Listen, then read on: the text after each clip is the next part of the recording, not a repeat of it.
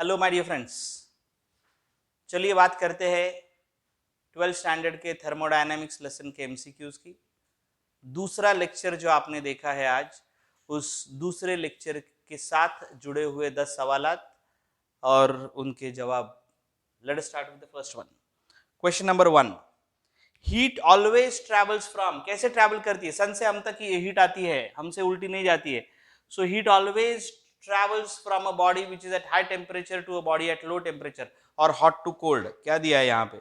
Heat always travels from hot to cold। The answer is A, first option। The answer is A, first option। Question number 2। Question number 2।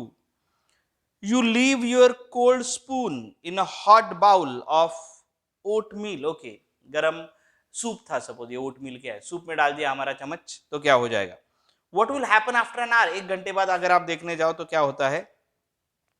The temperature of both oatmeal and spoon will stay the same। नहीं, ऐसा नहीं होता है, हमको मालूम है।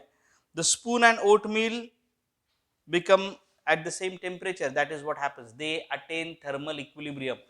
जो oatmeal है वो हीट दे देता है, चम्मच वो एब्जॉर्ब कर लेता है क्योंकि वो लोअर टेम्परेचर पे, और जब दोनों सेम टेम्परेचर पे आएंगे तो heat exchange, net heat exchange बंद हो जाएगा। When they will be at the same temperature, that is when they will attain the thermal equilibrium, right? Okay, so दूसरे सवाल का जवाब बी है। तीसरा और चौथा ऑप्शन भी पढ़ लेते हैं। तीसरा और चौथा ऑप्शन हम एक बार पढ़ लेते हैं। Only the temperature of oatmeal will change। No, only the temperature of the spoon will change। नहीं, ऐसा नहीं होता है। चलिए, zeroth law of thermodynamics is related to heat and temperature। तीसरा सवाल है कि zeroth law of thermodynamics किसके साथ जुड़ा हुआ है? हीट एक्सचेंज के साथ, नहीं तो टेम्परेचर के साथ। A pressure, no. Volume second option नहीं है। Third option density. Answer is D, fourth option. तीसरा सवाल, the answer is zeroth law जुड़ा हुआ है टेम्परेचर या हीट के साथ। जवाब है डी, फोर्थ ऑप्शन। शुरू करते हैं चौथा सवाल। why it is called the zeroth law of thermodynamics? मैंने आपको लेक्चर के दौरान भी बताया था कि फर्स्ट सेकंड लॉ पहले खोजे गए और फिर zeroth लॉ आ गया, फिर भाई इसको रखेंगे कहाँ पे, इसलिए उसको zeroth कहा गया। चलो देखते हैं उनका क्या कहना है। Why it is called as zeroth law of thermodynamics? A, for convenient purpose zero symbol was used। No, it's not। It was proposed after first and second law of thermodynamics was formulated। Yes, that's the correct option। The correct answer is B, second option। The correct answer is B, second option। It was postulated after first law। C option है, it was postulated after second law। नहीं, the most appropriate one is B। चलिए बात करेंगे पांचवें सवाल की। If system A and B are in thermal equilibrium, if system A and B are in thermal equilibrium, if system A and B are in thermal equilibrium and B are C in thermal equilibrium, and B and C are in thermal equilibrium, then according to first law, zeroth law of thermodynamics, A is in thermal equilibrium with C। चलिए वापस एक बार पढ़ते हैं। If system A and B are in thermal equilibrium, A and B are in thermal equilibrium, and B and C are in thermal equilibrium, what can be said regarding A and C? A and C are in thermal equilibrium। The answer is A, first option। The answer is A, first option। बचे हुए option भी पढ़ लेते हैं, वक्त है check कर लेंगे।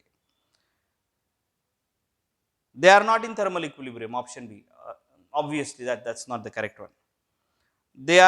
There is no relationship between B and C, A and C cannot be predicted। तो कुछ भी नहीं है, that's not to be taken into consideration। चलिए रुख करते हैं छठे सवाल का। रुख करते हैं छठे सवाल का, क्या है? On which principle thermometer measure the temperature? मैंने आपको लेक्चर के वक्त बताया था, थर्मोमीटर हम हमारे मुंह में रखते हैं, फिर क्या होता है तो थोड़ी देर उसको रखना पड़ता है ताकि it comes in thermal equilibrium with our body. जब हमारे बॉडी का टेम्परेचर और थर्मोमीटर का टेम्परेचर सेम हो जाएगा, बीप सुनाई देती है नए इलेक्ट्रॉनिक थर्मोमीटर में, फिर हम निकालते तो दोनों का टेम्परेचर सेम है और हम उसका मेजर कर सकते हैं with all the transducers, what they call as and therefore we can measure the temperature of our body. The answer. छठे सवाल का जवाब.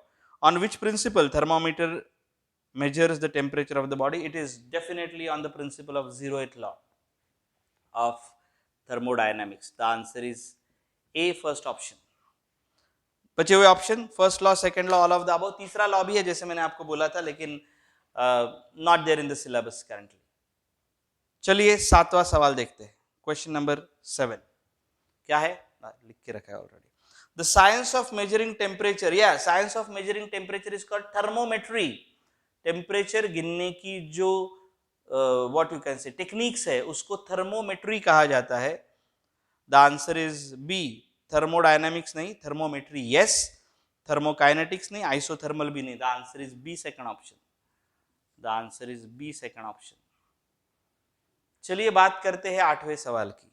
आठवां सवाल ये शायद सीबीएसई के बुक्स में है, आपके बुक में नहीं है, कि जीरोथ लॉ ऑफ थर्मोडायनामिक्स किसने फ्रेम किया, किसने बनाया. जैसे फर्स्ट लॉ का जो मैथमेटिकल फॉर्म है उसको क्लॉजियन स्टेटमेंट कहते हैं.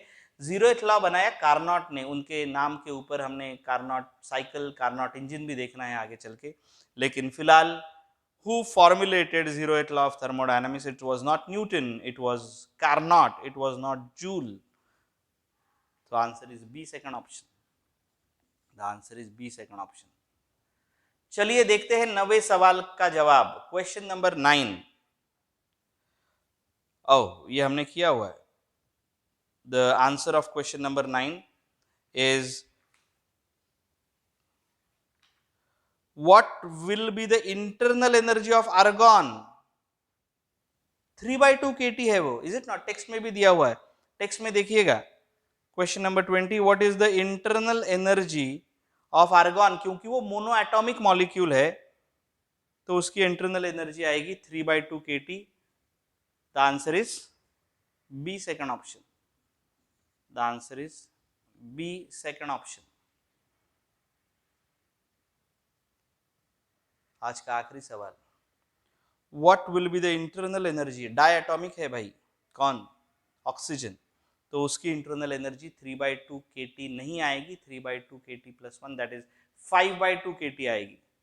This is 3/2 kT and this is 5/2 kT. Oxygen का आएगा 5/2 kT. जवाब है सी, थर्ड ऑप्शन. जवाब है सी, थर्ड ऑप्शन. तो सभी सवालों के जवाब 1 से लेके 10 तक हमने सॉल्व कर लिए हैं और आशा करते हैं कि ये सिंपल सवाल, डेटा टाइप क्वेश्चन आपको समझने में आए हैं. कोई गड़बड़ होने के चांस नहीं है. न्यूमेरिकल्स आएंगे तब बाकी का काम होगा. फिलहाल इन 10 सवालों के जवाबों के साथ आज का काम रोक देते हैं. Thank you so much and have a great day.